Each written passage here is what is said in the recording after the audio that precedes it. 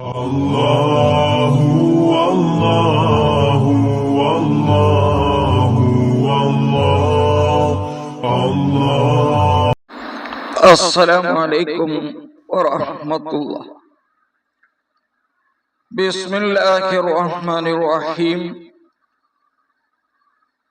നിസ്കാരം അർത്ഥസഹിതം പഠിക്കാം എന്ന വിഷയത്തിൽ 32ാമത്തെ ഭാഗമാണ് ഇപ്പോൾ നിങ്ങളിൽ എത്തിയിട്ടുള്ളത്.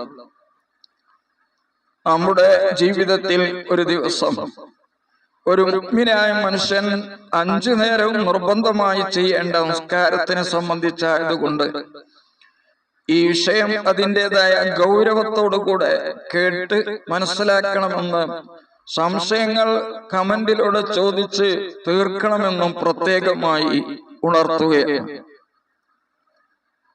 കഴിഞ്ഞ 31 ഭാഗങ്ങളിൽ നിസ്കാരത്തിന്റെ ഫർദിൽ നിന്ന് 6ാമത്തെ ഫർളായ ഇഅ്തിദാലിനെ സംബന്ധിച്ചാണ് നാം ചർച്ച ചെയ്തത്.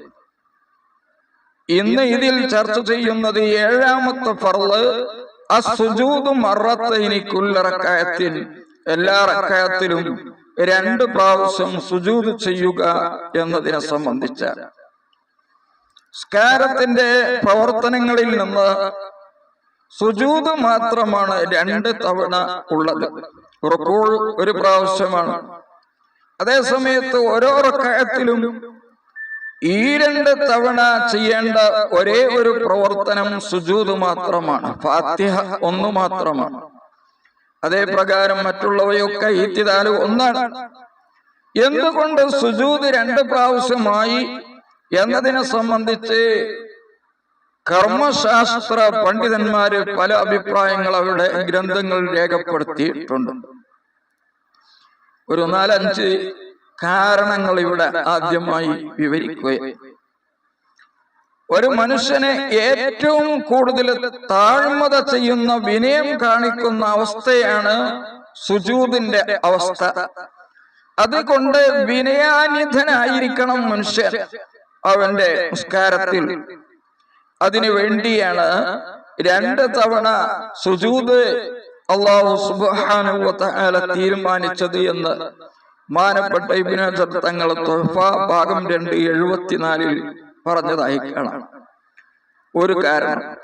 അതേ തുഹ്ഫയിൽ തന്നെ 2ാമതൊരു കാരണം പറഞ്ഞതായി കാണാം. ഒരു മനുഷ്യൻ അവന്റെ അല്ലാഹുവുമായുള്ള ആരാധനയിൽ അവൻ അങ്ങനെ ഉയർന്നുകൊണ്ടിരിക്കുകയാണ്. അങ്ങനെ ആദ്യമായി അവൻ നിന്നു, ഫാത്തിഹ ഓതി, അങ്ങനെ അല്ലാഹുവിലേക്ക് ഇബാദത്ത് ചെയ്തു. പിന്നീട് അല്പം കൂടി അല്ലാഹുവിലേക്ക് അടുത്തുകൊണ്ട് റുക്കൂ ചെയ്തു.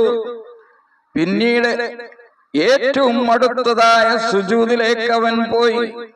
അങ്ങനെ സുജൂദ് ചെയ്തപ്പോൾ അങ്ങേയറ്റത്തെ ഏറ്റവും വലിയ ഖിദ്മത്ത് അല്ലാഹുവിന് നടത്തിയപ്പോൾ ആ സുജൂദിൽ നിന്ന് എഴുന്നേറ്റുകൊണ്ട് ഇരിക്കാൻ അവന് സമ്മതം കൊടുത്തു. അപ്പൊ അവൻ ഇരുന്നു. അപ്പോൾ 2ാമത് അവന് ഇതിന് അർഹനായി എന്നതിന് വേണ്ടി 2ാമതും സുജൂദ് ചെയ്തു. ഇങ്ങനെ ഒരു ആരാധനക്ക് അർഹനാക്കിയല്ലോ എന്നെ എന്നതിന് നന്ദിയായിട്ട് അങ്ങനെയാണ് സുജൂദ് 2 തവണ ഉണ്ടായത് എന്ന് 2 കാരണങ്ങൾ തുഹ്ഫയിൽ കാണാം. എന്നാൽ ബഹുമാനപ്പെട്ട സുലൈമാനുൽ ജമൽ എന്നവർ സുജൂദ് 2 തവണ വരാനുള്ള കാരണം വിവരിക്കുന്നതിൽ അന്ന ആദമ സജദ, ആദം നബി അലൈഹിസ്സലാം സുജൂദ് ചെയ്തു. എപ്പോൾ? ലമ്മാ അഖ്ബറ അല്ലാഹു തആല ബിഅന്ന അല്ലാഹ താബ അലൈഹി. മാനപ്പെട്ട ആദം നബി അലൈഹിസ്സലാം അല്ലാഹുവിനോട് കരഞ്ഞുകൊണ്ട് പ്രാർത്ഥിച്ചപ്പോൾ ആ പ്രാർത്ഥന അല്ലാഹു സ്വീകരിച്ചു, തൗബ സ്വീകരിച്ചു എന്ന വിവരം അല്ലാഹു സുബ്ഹാനഹു വ തആല ആദം നബി അലൈഹിസ്സലാമിനെ അറിയിച്ചപ്പോൾ അങ്ങനെ ആ വിവരം കിട്ടി സന്തോഷം കൊണ്ട് ഫൈന റഫ ആദമു മിനസ് സുജൂദി. അപ്പൊ ആ സന്തോഷം കൊണ്ട് ആദം നബി 1ാമത്തെ സുജൂദ് ചെയ്തു. അങ്ങനെ സുജൂദിൽ നിന്ന് ഉയർന്നപ്പോൾ ആ സുജൂദ് ചെയ്യാനുള്ള കാരണം അല്ലാഹു തൗബ സ്വീകരിച്ചു എന്ന വിവരം കിട്ടിയതാണ്. എന്നാൽ 2ാമതും സുജൂദ് ചെയ്തു. എപ്പോൾ? ആദം നബി അലൈഹിസ്സലാം സ്വർഗത്തിന്റെ വാതിലിന്മേലേക്ക് നോക്കിയപ്പോൾ ആ വാതിലിന്റെ മുകളിൽ എഴുതി വച്ചിരിക്കുന്നു ആദം നബിയുടെ തൗബ അല്ലാഹു സ്വീകരിച്ചു എന്ന്. ഫസജദ സാനിയൻ, അപ്പോൾ ആദം നബി ഒന്നുകൂടി സുജൂദ് ചെയ്തു. ശുക്രൻ ലില്ലാഹി അലൽ ഇജാബ, ഉത്തരം കിട്ടിയതിന് നന്ദിയായിക്കൊണ്ട്. അങ്ങനെയാണ് 2 സുജൂദ് ഉണ്ടായത് എന്ന് ബഹുമാനപ്പെട്ട സുലൈമാനുൽ ജമൽ എന്നവർ രേഖപ്പെടുത്തിയിട്ടുണ്ട്. മറ്റൊരു കാരണം പറയുന്നത് അന്ന നഫ്സൽ ഇൻസാനി, ഒരു മനുഷ്യൻ സാഹിബ, മനുഷ്യന്റെ ശരീരം നഫ്സ്, അത് മനുഷ്യനെ ആക്ഷേപിച്ചു. എന്തുകൊണ്ട് ആക്ഷേപിച്ചത്? ആ മനുഷ്യ ശരീരത്തിലുള്ള ഏറ്റവും അഷ്റഫായ അവയവമായ നെറ്റി, ജനങ്ങളൊക്കെ ചവിട്ടുന്ന സ്ഥലമായ ഭൂമിയിൽ വെച്ചു മിൻ ഗൈരി ആഹിലിൻ, ഒരു മറയുമില്ലാതെ വെച്ചപ്പോൾ മനുഷ്യന്റെ നഫ്സ് അതിനെ ആക്ഷേപിച്ചപ്പോൾ ആ നഫ്സിനെ ഒന്നുകൂടി ഉത്തരം മുട്ടിക്കാൻ, നിസാരമാക്കാൻ വേണ്ടി 2ാമതും സുജൂദ് ചെയ്തു. ഇങ്ങനെയാണ് 2 സുജൂദ് ഉണ്ടായത് എന്ന് നേരത്തെ പറഞ്ഞ ജമൽ എന്ന കിതാബിൽ തന്നെ കാണാം. വേറൊരു കാരണം കൂടി പറയുന്നു. ഇബ്ലീസ് ലഅനത്തുല്ലാഹി അലൈഹി ആദം നബി അലൈഹിസ്സലാമിന് സുജൂദ് ചെയ്യാൻ വേണ്ടി കൽപ്പിച്ചപ്പോൾ അവൻ സുജൂദ് വിസമ്മതിച്ചു. ആ കാരണം കൊണ്ട് നിസ്കാരത്തില് അത് 2 തവണയായി ആവർത്തിക്കപ്പെട്ടു എന്നും എഴുതിയതായി കിതാബുകളിൽ.